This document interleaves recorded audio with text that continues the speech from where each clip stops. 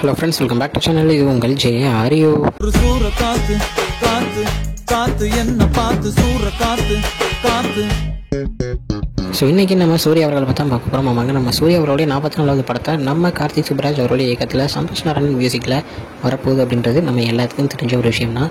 So அந்த படத்துலேருந்து ஒரு அப்டேட் சூப்பராக ஒரு போஸ்டர் மூலமாக கொடுத்துருந்தாங்க. ஸோ படத்துடைய டைட்டில் வந்து பார்த்தீங்கன்னா டிசம்பர் 25 வரப்போகுது அப்படின்றத இந்த போஸ்டர் மூலிமா சூப்பராக சொல்லியிருந்தாங்க.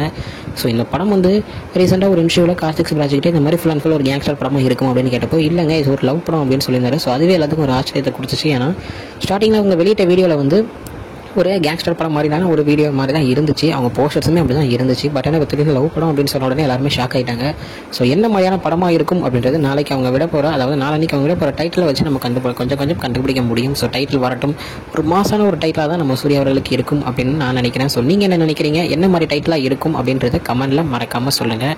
ஸோ டைட்டில் வந்ததுக்கப்புறம் அதோட டைட்டில் பற்றின ஒரு சின்ன வீடியோ நம்ம வீடியோவில் கன்ஃபார்ம் பார்க்கலாங்க. ஸோ இதுதான் இன்றைக்கி நம்ம சூர்யா அவர்களை பற்றின ஒரு சின்ன வீடியோ. இன்னொரு வீடியோ உங்களுக்கு பார்க்குறேன். அது வரைக்கும் உங்ககிட்ட கிடைப்பது உங்கள் Jaswin. Bye friends, next video மறக்காமல் நம்ம சேனலை சப்ஸ்கிரைப் பண்ணிக்கோங்க. பாய் பாய்.